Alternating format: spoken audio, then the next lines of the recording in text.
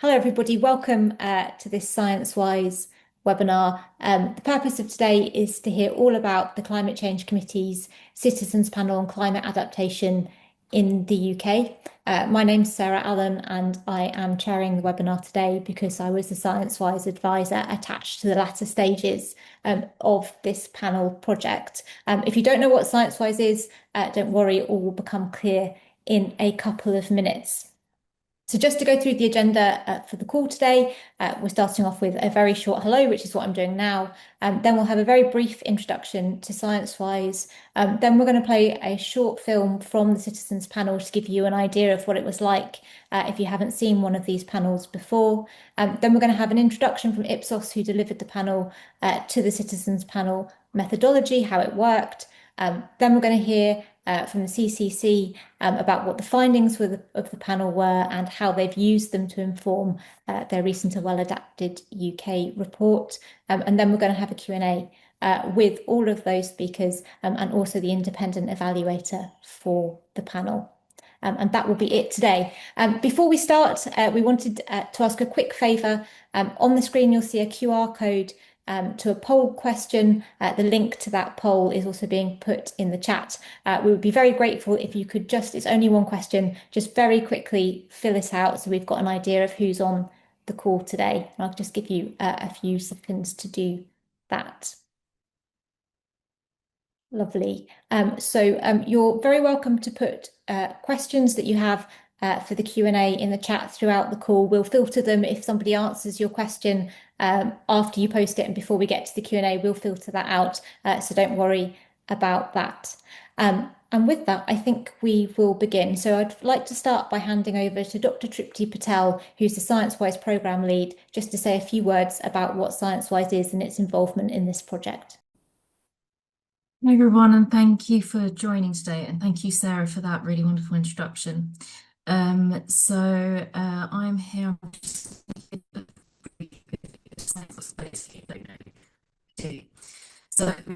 We're the government's programme on public dialogue, and in particular, we focus on science and society. We've had a 20-year history where we fostered national scale processes that sit at the interface of the science policy ecosystem. In practice, we partner with government bodies who are interested in doing a public dialogue on contentious issues within science and technology. Over our history, we've run over 90 dialogues and we're looking to reach our 100 mark next year. These dialogues range from things like climate adaptation to ultra-processed foods, as well as the future of flight. The public dialogues that we support ensure that views and perspectives of members of the public are embedded within policy-making processes, and they're considered as equal stakeholders within decision-making processes. Throughout our history, we like to say that we've shifted the dial within government around the understanding of where power and agency should lie, and as well as that, where we make decisions around the role of science and technology in the future of society. Can I have the next slide, please? So, as a programme, we like to say that public dialogue does three primary things. When it comes to policy-making processes, it ensures that they are better socially informed by embedding the values of the public within them. It also increases the public acceptability of decisions that may be made. And finally, it actually reduces the cost burden of decisions in the long term by reducing the risk of any public backlash to decisions that might be made in the future. Some of the benefits of partnering with ScienceWise is that we offer up to 50% match funding, including in-kind contributions. We also run social intelligence reports, which are essentially a summary of public attitudes and public values within topic areas that you may be interested in doing a dialogue as a precursor to running any process. You also have a dedicated ScienceWise advisor who comes with expertise in dialogue and deliberation. We are well renowned for our qualities framework, as well as our values and reputation across the sector. And you get dedicated comms support, and that includes crisis comms and media resources. Thank you very much, Tripti. And we're actually going to go next to just a short film about the panel, just to give you an idea of what it was like.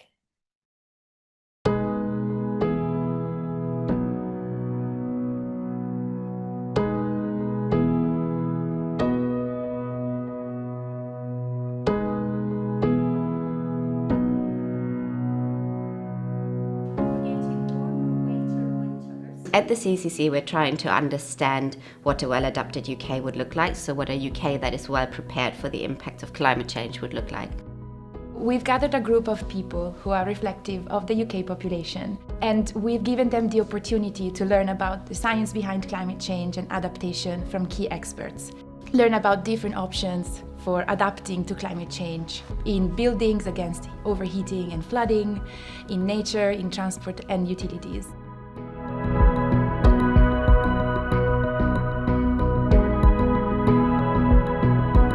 I think looking at sea defences, looking at how they can combat that flooding, because we are an island, that is going to be a big issue. I think they need to build our defences more in terms of there's been an awful lot of flooding, help the people whose homes are in danger from floods, help contribute to people's homes who maybe can't afford air conditioning. I think what concerns me most is food, crops that possibly won't grow, invasive species that can, mess about with the crops. Because of course prices will rise if food isn't easily produced. If I could tell the government one action, it would be longevity. So looking at the project and how this project is going to last. They need to have a 20-year plan, not a plan that changes every 4 years and every time they change a government. Do things in as natural a way as possible that don't necessarily impact our surroundings, or in a man-made way anyway. I think the key thing at the moment would be education.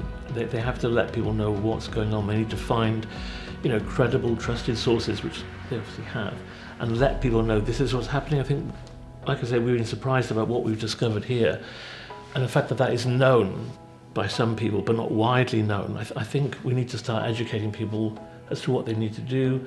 That change is coming. Start acting and stop thinking. The evidence is there. Listen to the research, apply it, and do something now. Take it seriously. There is a breadth of data that says this is a real thing. Climate adaptation means that we're going to start to make a plan and actively prepare to minimise the effects of climate change that have already happened and hopefully to reduce future climate change. A well-adapted UK would look like we have increased heat and wet weather that we can cope with, that doesn't interrupt the infrastructure that we live in and around. It doesn't cut off communities, people. It doesn't affect devastatingly the ecological balance. Your projects like green spaces, your natural floodplains, those sort of projects that you can adapt current land and current houses to better suit the problems that are going to be coming. To safeguard myself, my family, the community, those most vulnerable, so the poorer households, the elderly, those with younger children. It's important for us to be engaged in these workshops as it allows for a bit of accountability. It's important to engage citizens in this way because ultimately it's our environment that's going to be impacted. As a citizen who's been actively involved in these workshops, it's instantly made me more passionate about the topic, and I actually feel more trust towards the government because I feel like I've heard that changes are being made and we're involved in that change process and our opinions are being valued. These findings, which are really, really valuable, such as how much our panellists value nature or how much they value having reliable transport services, will directly inform our advice and recommendations to the UK government on what we think a well-adapted UK looks like and the different enablers and policies that need to be in place to achieve that. Let's move on and hear a little bit more about what the panel involved. So I'm going to hand over to Ipsos, who delivered the panel, to talk more about what it was and how it worked. Great. Thanks very much, Sarah. So for those of you who haven't met, I can see a few names in the chat that I recognise, but my name is James White. I'm an Associate Director in Ipsos's Energy and Environment and Qualitative Methods teams, and I was the Project Director for this piece of work, as well as the kind of chair of the workshops and the facilitator team. Also joined by Kate Mesher, who was the project manager for the project, and will be around later to obviously to answer some of the questions. If we can move on to the next slide, please. So to give you a bit of background, the kind of journey for this piece of work started in January 2025 when CCC and ScienceWise co-commissioned us for this work. This panel acted as a direct follow-on to the citizens panel with the same kind of team and organisations on climate mitigation that we delivered in 2024. We wanted to build on previous dialogues, such as the one we delivered with DEFRA on climate adaptation in 2022-23, but to answer a really crucial question, which is what does a well-adapted UK actually look like from the public's perspective? Let's get to the heart of this. We focused our workshop conversations around two kind of core questions and pillars. First, we asked people which specific climate impacts they're most worried about, and what's the kind of the why behind those fears. And secondly, we explored potential solutions, asking them what tangible actions they believe should be taken to adapt to these realities. If we can move on to the next slide, please. So as a project of this scale and importance, it requires quite a robust oversight process, and will be familiar to anyone who's worked with or is familiar with ScienceWise programs. But this is all to ensure that the methodology is sound and the findings are objective and robust. The governance structure was a very collaborative effort and consisted of a few different organisations you can see here. So we had the CCC, who set up the panel and co-designed the workshop and the materials with us. We had ScienceWise, who, as was already said, co-funded the dialogue and obviously provided expertise in undertaking these deliberative processes. We also had an independent oversight group of external specialists to highlight the risks and the challenges and to act as an independent sounding board for the decisions throughout the process, and this met 4 times. And you have ourselves at Ipsos, the specialist contractor to design, deliver and report the findings of the panel, and you had Ursus, who were the independent evaluators and part of the project team throughout the entire project. This team ensured that we really stayed on track and maintained the highest standards of research integrity. And we can move on to the next slide.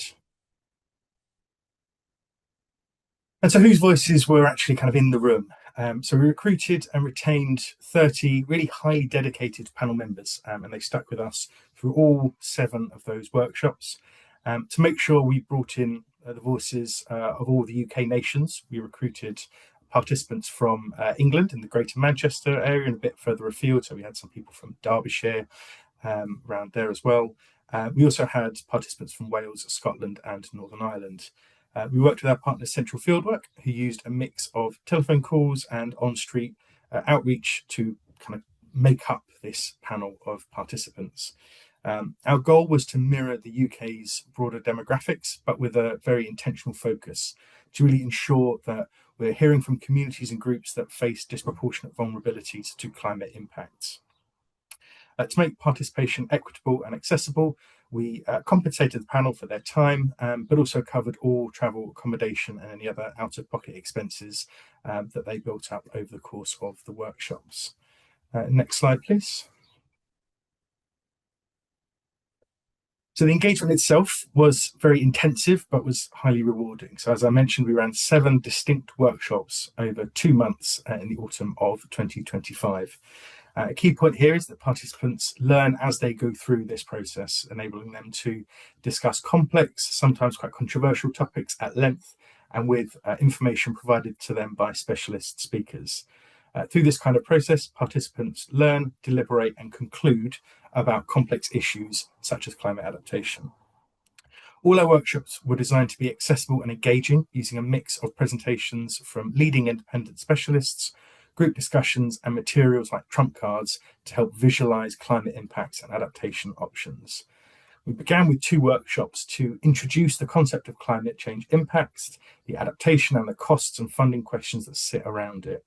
We then held a series of topic-specific workshops to address these 5 key policy areas that we're investigating: the impact of climate change on overheating of homes, nature, transport, the flooding of homes, and on water and electricity.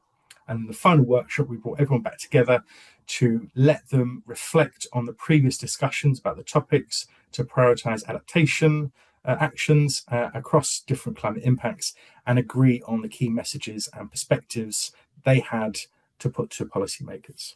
On to the last slide, please. So how do we make sense of all these rich, complex conversations? Sorry, no, it's the slide with the flowchart on it, please. Perfect. So yes, how do we make sense of all of this? Obviously, it creates a huge amount of data. So we need an analysis process that is highly systematic and structured. So we had a huge amount of data, as I mentioned. We had verbatim transcripts, we had reflections from facilitators themselves, notes from the different observers we had at the workshops, and even some quite creative outputs generated by participants themselves. Our team immersed themselves in this data. We developed and iteratively refined a coding framework, holding a number of dedicated analysis sessions to map out these links and patterns. Eventually, we sorted and interpreted the key themes that emerged, and this rigorous process ensured that the insights that we shared, both with you today, but also with the public and with policymakers, are really deeply rooted in exactly what citizens told us. I think I'm handing either back to Sarah or over to Sandra now. Back to me is fine, but I will hand straight to Sandra. So thank you very much for that, James. I'm going to hand to Sandra from the CCC to say more about what the panel found and also how the CCC have used it to inform its A Well-Adapted UK report. Thank you. Can you see my slides already? Yes, that's fine. Yeah, okay, perfect. Let me just, there we go. Okay, hello. Thanks so much. I'm Sandra from the Climate Change Committee. Just very briefly, in case you don't know who we are the statutory advisors to government on climate change. So we have got a mitigation and an adaptation side to us. Today we'll be talking about sort of adaptation, and we give advice to government on what needs to happen to adapt the UK to the impacts of climate change, and we also report on the progress that the government has made or hasn't made on a regular basis. And on the 20th of May, so about 2 weeks ago, we published the Well-Adapted UK report, and that's kind of a comprehensive assessment of the key sectors at risks from climate change across the UK. So you can see we sort of talk in 14 adaptation systems. You can see them on the slide here. So there's, for example, transport, where the key risks are around transport disruption, or built environment, where it's kind of flooding of homes or overheating in homes. And for all of these key risks, what the Well-Adapted UK report does, it kind of sets out the risks and the impacts, and then it sets out what the government needs to do to sort of prepare for these impacts and reduce these impacts. And as part of this Well-Adapted UK report, there's a lot of kind of evidence and supporting evidence going into this report, with scientific evidence around the climate risks, but then also lots of stakeholder engagement, deep dive research projects. Like, for example, we had a deep dive project in the cost and benefits of cooling homes. So lots and lots of evidence goes into this. And one big part of the evidence is this citizens panel, where we actually took some of the impacts and went out and talked to citizens about it. And I'm really proud that the CCC as an organization does that on a regular basis now, where we take our findings out to the public and kind of test with them what they think about and what their priorities are. So I'm going to talk you through the findings from the citizens panel.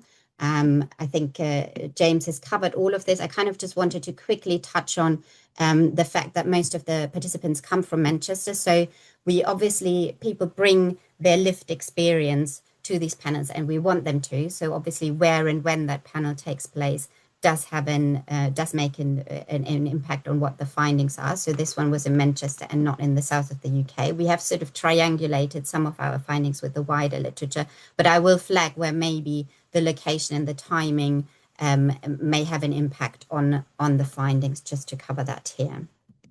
Okay, so as James mentioned, we discussed with people the flooding of homes, the overheating in UK homes, the impact of climate change on transport, nature, and utilities, so water and energy supply to households, not to the wider economy, but to households. And there were some themes that were quite strongly coming through in all the sessions across those climate change impacts. So the first is that really, and this is something we put quite strongly in the Well Adapted UK report as well, that people want adaptation to start now and to be done properly. They really want long-term preventative solutions. They don't want sticking plasters. It's kind of they often have that image of, you know, the pothole that gets filled and then it reappears again. They really want sort of proper solutions and understand that these might be more costly upfront. We talked to James touched on this a little bit. When we do these panels, we kind of try and bring people into the trade-offs and the decision-making space. And often that is also around how much things cost and that resources aren't infinite. So we talk to people about, obviously, there's a much higher cost of inaction further down the road in the future. So we talk to them about that. But we also are very clear that, you know, that adaptation measures need to be paid for one way or another. So because we talk to people about this trade-off, one of the things that they reflected very clearly back is that they want government investment to be well targeted with an emphasis on vulnerable people and effective nature-based solutions. And you'll see that coming through in all the different kind of sectors that we discussed. They were also very clear, and I think you see that in other sort of public dialogues as well, that it comes just through so clearly that the cost pressures at the moment are very high for people. So they reflected again and again back to us that it will be very challenging for many to pay for adaptation measures, whether that's through higher bills or for, you know, having adaptation measures in their own homes, or through general taxation. So that's really the background that we're talking about, kind of paying for adaptation. What sometimes surprises us a little bit, I think, when we go out and talk to the public, is that they're quite comfortable with elements of personal responsibility, where they say, you know what, if we know what we have to do and if we can afford doing it, we think there should be an element of personal responsibility, for example, adapting your own home or being prepared for extreme weather events. And you'll see it come through the different sort of impacts, that the level of concern and the investment appetite varies very much across the different climate impacts. So the first one I want to talk about is flooding of UK homes. And when we talked about flooding of homes, the reaction was really quite emotional. So people used words like devastating or helpless. So it really feels like if someone said like losing your home is the worst thing that could happen. So this was really one of the most concerning climate change impact for affected households. So people thought about really the people who will be affected by this, where if your house is flooded, that is really devastating. So as a result, they wanted government to prioritize investment to prevent flooding of homes in the UK, and were quite willing to say, okay, this is something that we think, you know, public money and taxpayers' money should be invested in. They thought that where people are able to afford it, they should make property level adaptations themselves to their own homes. So things like flood doors, or having the electronics a little bit higher, having kind of floors that can be quite easily restored when the house is flooded. Those kind of property level adaptations, they felt comfortable of saying, you know, there's an element of personal responsibility as long as people know what they should do. And as long as, you know, we make sure that government supports low income household. We had a bit of a discussion about whether it's fair for people living outside high flood areas to contribute to the cost of flood defenses, because that's part of the national conversation that we have to have, is kind of not everyone will be affected by this, but it will be paid in one way or another by taxpayers' money. There were some people who thought maybe it would be fairer if it was through localized taxes. So, for example, council tax, but the majority of people thought, you know, this is something that we should pay for collectively, and they gave reasons like, you know, you don't know if your area is going to be hit in the future, and you would want other people to pay for that as well. Then, or, you know, we pay for things like the NHS. It's just what we do. This kind of collective responsibility. And then we talked about flood re to participants. So flood re is basically if if you pay for buildings insurance or home insurance, you basically pay a little bit extra to make sure that people who live in high risk flood areas don't have like super high insurance premiums. So it's a government scheme together with the insurance industry where basically we just all pay a little bit more. So those who live in high flood risk areas can afford their insurance. And people love that. They love the concept that that already exists. They didn't know about it, but they really liked it. It's kind of that combination of we pay for something through our insurance and then it goes to support other people with their insurance. So this transparency and this kind of direct, almost ring fencing concept, they really like this. But what they thought is, so flood re has an element which is called build back better. So if your house gets flooded and the insurance pays out to kind of, restore your floors and stuff like that, they give you up to £10,000 in addition to that to kind of invest in things like flood doors. And at the moment, the take up of that isn't particularly high, which is something that participants thought was a real, was a real downside. And they thought that should be mandatory. If your house is flooded and you benefit from flood re, you should have to do property level adaptations. Overheating of homes was quite a different kind of experience, and this may be where maybe the Manchester location came in a little bit. People were quite surprised that overheating in homes is an issue. So some people experienced it, not everyone. It's kind of a combination of maybe that the experience wasn't as much as it might be in the south of the UK, but then also people compared it to, they've been to on holiday in Spain and other countries can cope. So they felt like it's something that we could cope with. They also felt that it's only for a very short period. They said things like, how often might it be? Maybe 2 weeks of the year, things like that. They again thought that vulnerable people should be prioritized for government investments and that others can take personal responsibility. And then when we talked about different adaptation options, so we talked about having fans in the home, we talked about air conditioning, having shutters or curtains, shading, and we also talked about kind of wider area measures like having more green and blue infrastructure to cool the whole area down a bit. When we talked about those things that people can do to their own home, really their thoughts were about upfront and running costs for home adaptation. So people were saying that they're worried that with air conditioning, they say, well, already the winter is so expensive when I have to heat my home, then the summer is going to be equally expensive when I have to run my air conditioning. So things like that were mentioned quite frequently.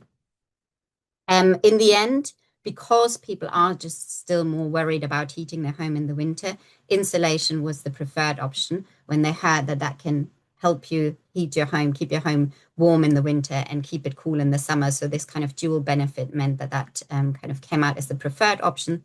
Views on air conditionings were a bit mixed. People were worried about noise, health issues, sustainability and running costs. But they thought really what would happen is, if there's a really hot day, and people know they can just go out and buy a portable air conditioning unit for £300. That's probably what they're just going to do as a quick fix. And that's then what ends up being the solution that most people choose.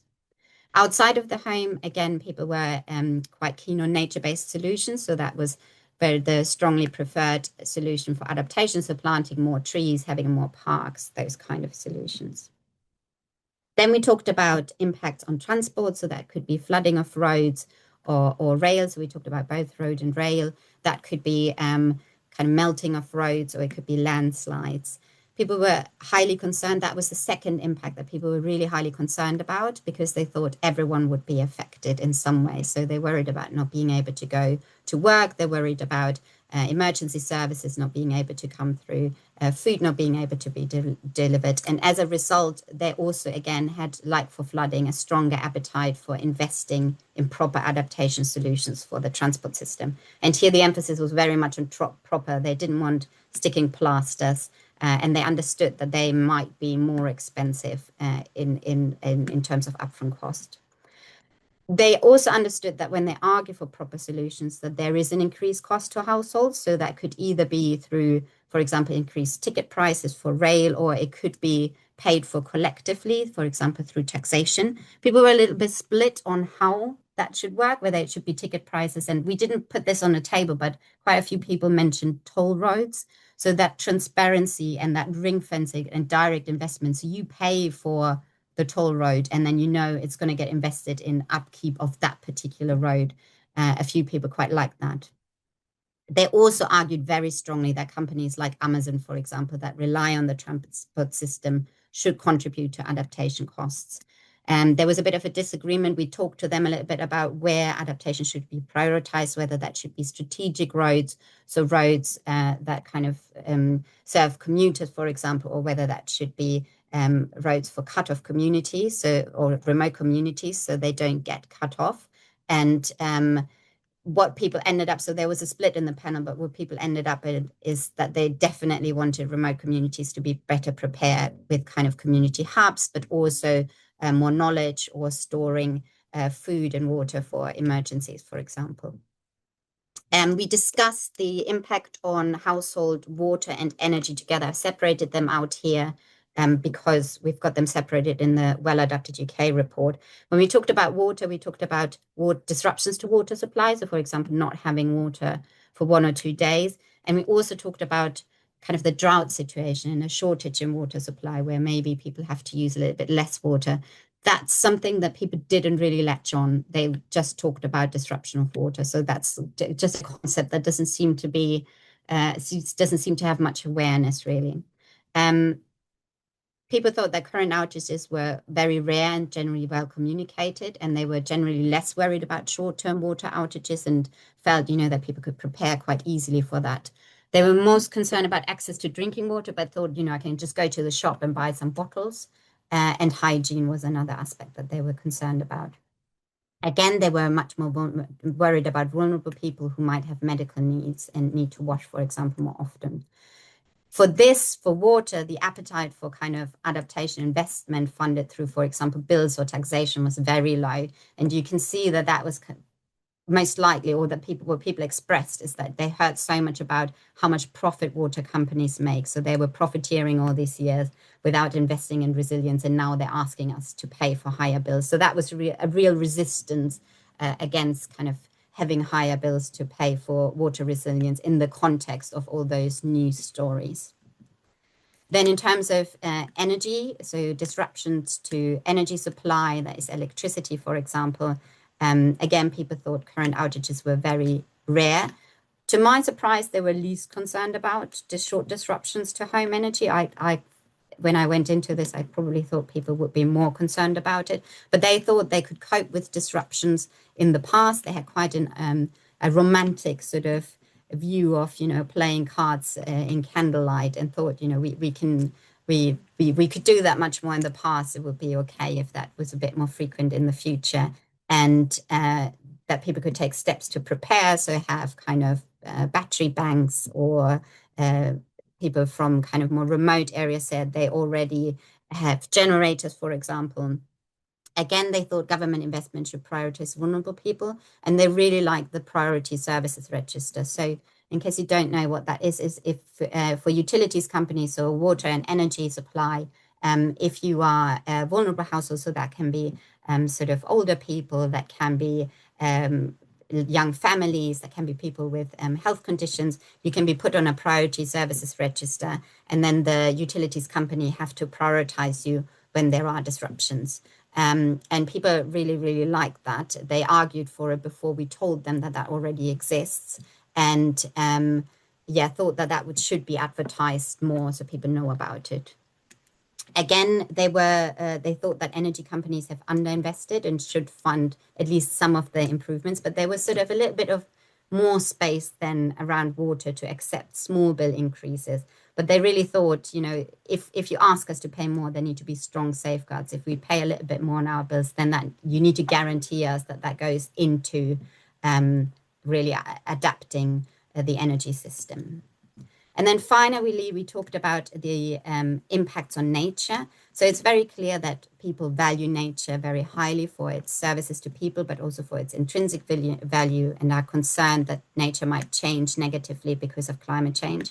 It's quite tricky to kind of talk about adaptation strategies for nature. So organizations like Natural England or the Wildlife Trust talk about resist, accept, and direct. So do you try and resist changes due to climate change, for example, by watering, Kew Gardens, for example, more often so it can stay as it is, and you resist that change? Do you accept that maybe some ancient woodlands won't exist anymore in the same way? Or do you try and direct, maybe, for example, planting different species and more mixed species to help those woodlands exist?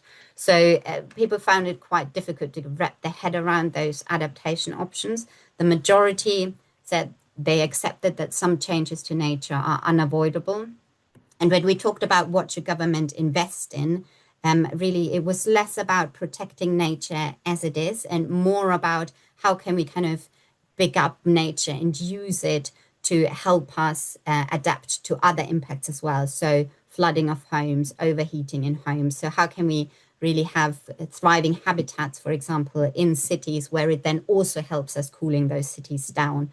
So in summary, investing in its nature itself was typically less of a high priority once we discussed all the other impacts as well, then using nature-based solutions, so planting more trees, for example, to help us with other impacts like overheating.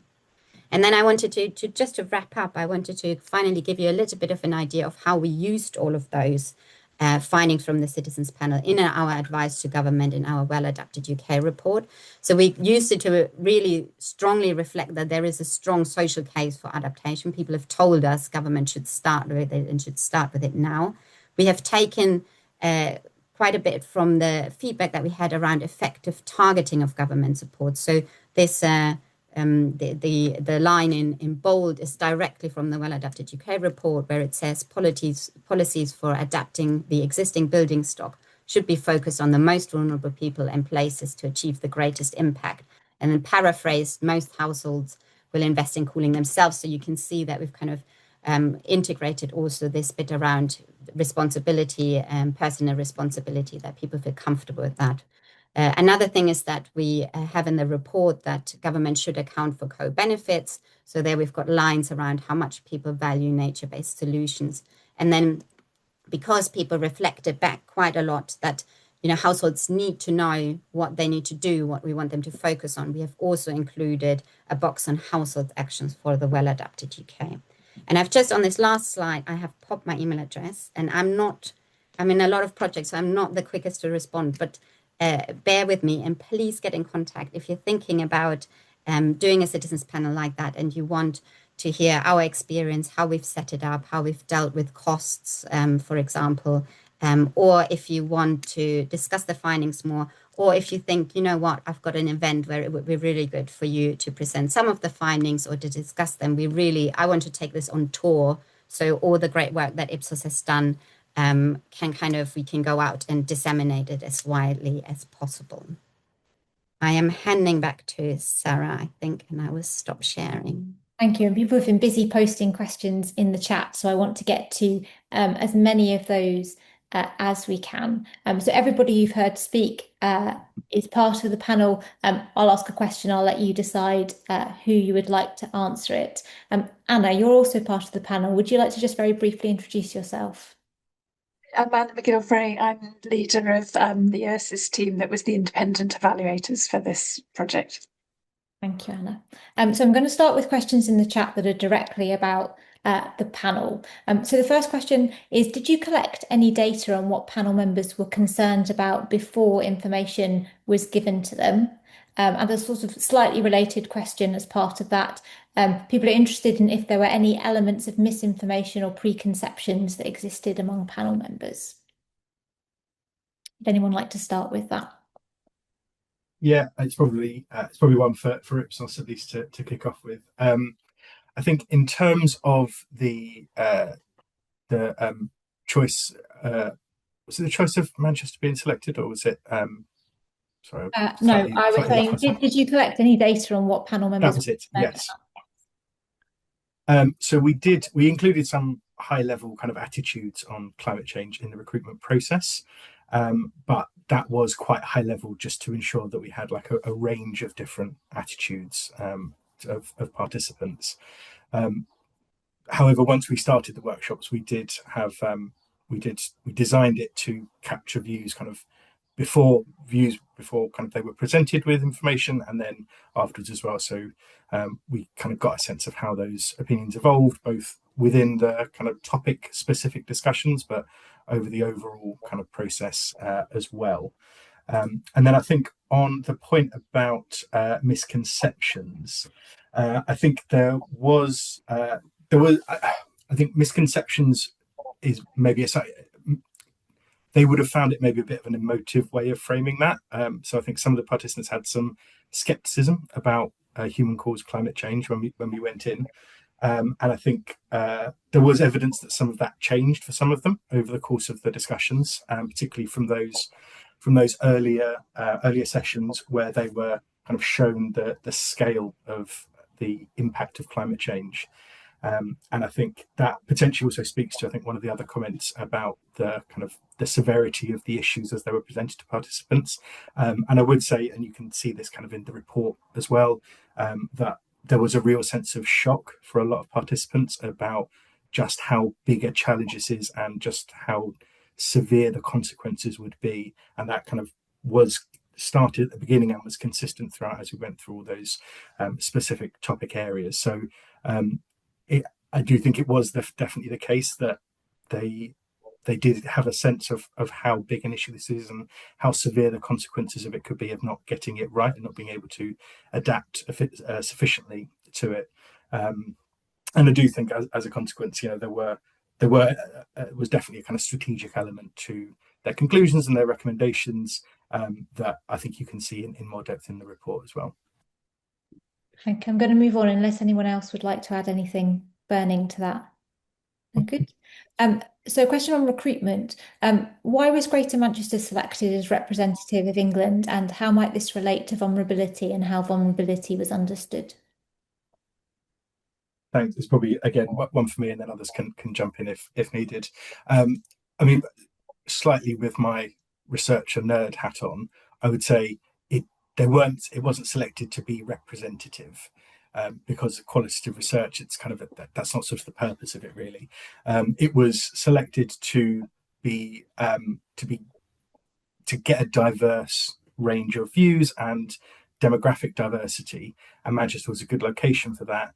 Our kind of screener was grounded in kind of UK population statistics, but we did kind of we wanted to make sure that we had a good range of voices and that people weren't being seen as kind of speaking for one single community or viewpoint or anything like that. So we wanted to kind of make sure that we did have a good range of voices, and that was our kind of driving philosophy behind the recruitment approach. In terms of Manchester specifically, part of it is because we wanted a central, accessible location for the variety of people that we wanted to bring from all the other three nations effectively, so from Scotland, Wales and Northern Ireland, and that was a good location for people to get to. But yeah, and also Manchester had there was a few locations that we considered, and the previous citizens panel that we held on mitigation was based around Birmingham as well. So we there were a few locations that we considered, but it was a good diverse area where we could get a lot of different types of people to come to the workshops. So just to add to this a little bit, so when James said it's not, we always talk about it, it's reflective of the UK population. So we have these kind of main population characteristics in mind, and the panel was selected to be reflective of them. With 30 people, you won't be able to achieve all of it at all times. There is to continue the kind of openness that was mentioned in the chat very nicely. It's a resource intensive process, and there's only so many resources, as with anything in government, that we had to do this process. So we had to focus on one location.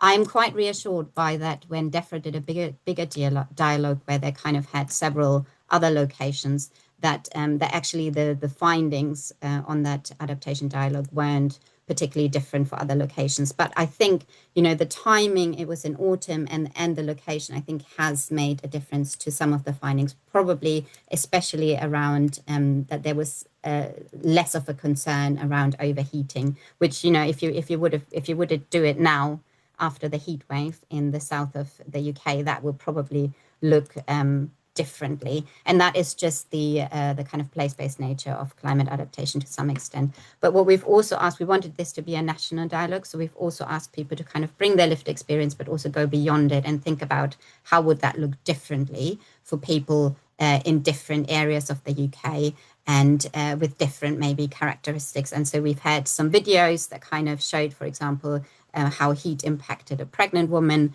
and her concerns. So we try to bring it a little bit of kind of prompts and material to help people step a little bit out of their own location as well, as best as we could.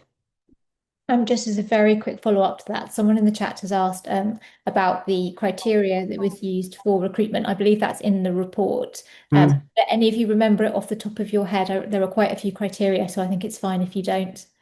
I can give it a go. It is in the report definitely, but we recruited for kind of standard demographics around age, gender, ethnicity, rurality and urbanity as well was something that we recruited on, and obviously for the devolved administrations, individuals from those areas too. And then we also had some questions on experiences and attitudes. So I believe we asked about political affiliation, so kind of what party either did you vote for most recently or would you vote for? I can't remember which way round we asked. And lived experience of climate change impacts as well. So we could get an understanding of A, if there was any particular sensitivities that we needed to be aware of, but B, also to get an idea of have people been impacted by by what we might be talking about and how that might inform their views.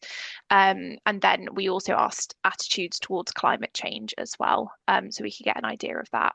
I think that was everything specific we asked on, but yeah, it's included in the report, I believe, in an annex. Thank you. If anyone wants to have a look.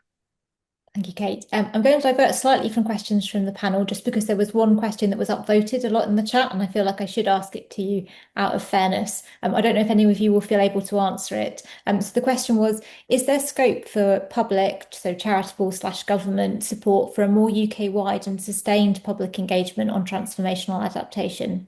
People learn and get mobilised in their communities from such experiences, so this could be better supported. Would any of you like to say anything to that? I can have a go. I'm not a policymaker. We advise government, and part of the advice that on the mitigation side, and we kind of can look into it for the adaptation side as well, is that we advocate for deliberative engagement from central government with the public. So we advise central government. That's kind of that's the things I work on. So that's the only thing I can speak to really.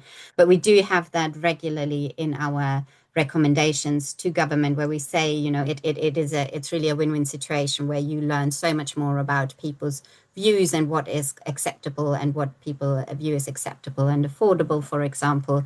So it is really a vehicle to better policy making, and it also is always a transformational process for participants. So I think if you haven't been part of it yet, it's really difficult to convey how much happens when people get together and discuss, and how much people just see, oh, I hadn't sort of thought of this, and all of a sudden there's a person they've kind of met for 5 evenings already that tells them, you know, yeah, but this is how it impacts me, and it just gives them a completely different perspective.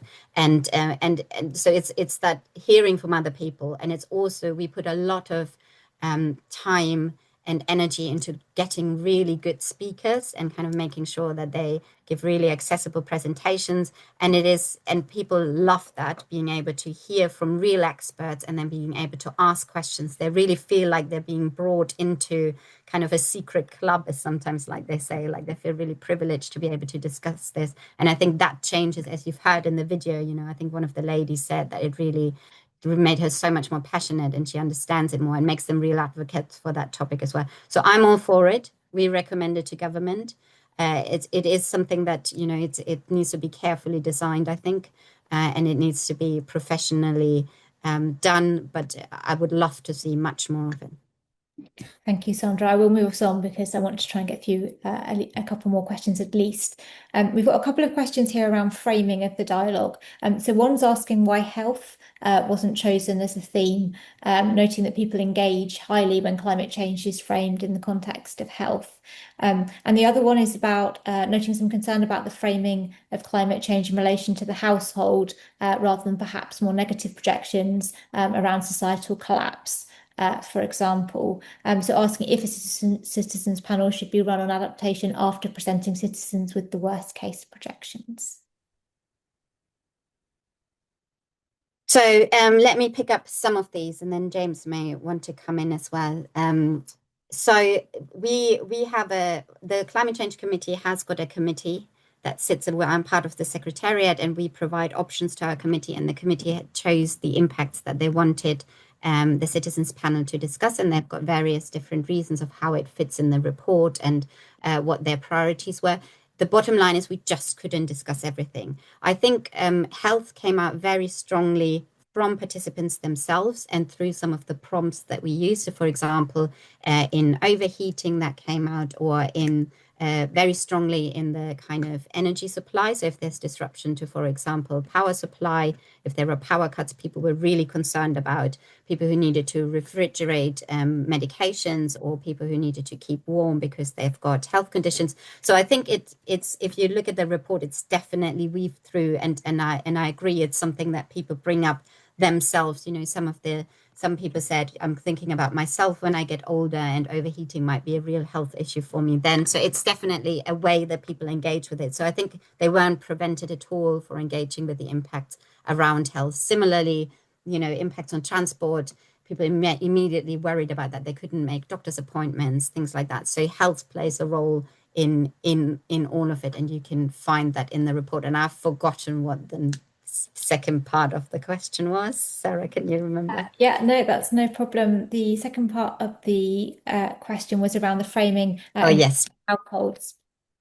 Yeah, so that's an interesting question as well. Again, I think it's kind of, you have to choose one focus, and I guess we've done it kind of in a similar way that we did it for the mitigation panel, where we had a really good experience at saying you are the experts in how it impacts households, and therefore this is the kind of expertise we bring you in for the Well Adapted UK report. But that didn't mean that people stopped there. They thought about kind of much more wider impacts as well. I guess it's, again, we can't do everything, and the other thing I would say it is a difficult topic as it is. So we were also quite mindful of participants' well-being. Maybe James can say a little bit more about that. But it was kind of, we need to navigate sort of a discussion and people's continued engagement with a topic that they found quite tricky at times as well. James? Yeah, I would echo absolutely everything that Sandra said there. I think there are lots of different ways you could do a dialogue like this, and you could either have more time, or you could have it more or just focused on a single topic area, and then and do that, and that would allow you to do more of the to focus much more on kind of what the strategic implications will be, and do more of that kind of worst case scenario type engagement. And you could do that. You would need a lot more time for that, partly for participant welfare and well-being. So we, at the end of each of our sessions, we had a check-in with participants to see how they were feeling about everything, and we offered kind of follow-up support off the back of that as well. And I think we'd need to have designed it in a different way if we were going to give them a lot of quite much more severe circumstances without giving them enough kind of time to engage with that, and to understand how there might be more potential solutions that might make them feel less powerless. Because I think one of the things that you often find in these kind of dialogues and these deliberative processes is that at various points throughout, participants do feel very overwhelmed by everything, by the scale of the challenge, the information they're receiving, and a sense of powerlessness. And that sometimes that changes by the end, and it kind of, when people see it in the full scope of it, and they've gone through this process. But there are moments in that where you do need to consider their welfare, and so you'd have to kind of design it in a different way, which we could do. And I would be all in favour of having another public dialogue, looking at something in much more depth and doing it in another way. But like the way we designed it was to ensure that we covered these 5 topic areas in the amount of time that we had. Sarah, can I just come in there, because part of the design is also, I feel obliged, I should say that as well, is that we basically bring people into the CCC decision making in a way, and so the CCC's report was kind of written on a 2-degree scenario, preparing for a 4-degree scenario. So for those findings from the citizens panel to be of maximum impact to our advice from the CCC, I feel it was kind of we take our kind of the frame that we argue in for that report to participants, and that is kind of to make sure that it has highest policy impact. Thank you, Tripti. I would like to bring Anna in a second. Can you be brief? Yeah, sorry, I was just going to add to what Sandra just said. So a lot of the scoping is bounded by where impact is actually possible. And so the justification behind that is often that engaging on topics which we simply don't have the power to impact within the project team would actually be quite tokenistic as well. So yeah, it's just worth mentioning. It's also worth mentioning that at ScienceWise we do have broader dialogues that do encompass climate and health, like such as ultra processed foods, and we did one on the big energy shift as well. Thank you, Tripti. Anna, very briefly, we need to finish in 2 minutes and I should wrap up for at least 10 seconds. But I know you're in the process of writing the evaluation report for this panel. Is there anything you'd like to share as a kind of key learning that you think would be useful to other people on this call who are considering this sort of engagement? Well, I think just to reiterate what Sandra and Tripti have said, that we don't want to overwhelm participants either emotionally, but also just in terms of the sheer volume of information about things that they haven't been aware of before. So you do have to think very carefully about the framing.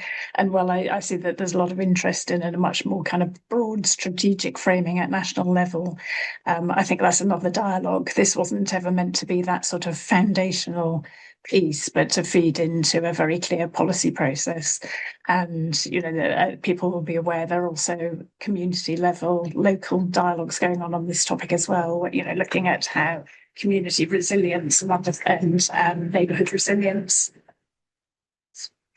sorry for the background, can be part of that process. So I think there's space for lots of different dialogue in this place, and this isn't the last word, certainly, on dialogue. So with that, we have 1 minute to go. I would like to say a big thank you to our panelists for their presentations and answering your questions. Thank you all very much for coming. Sandra has already shared her email address and explained how and why you can contact her. I'm sure other panelists, if they would welcome you contacting them about anything you've heard today that you want to hear more about, be that this particular panel or ScienceWise and the support it offers, they will put their contacts in the chat as well. Thank you all very much for coming.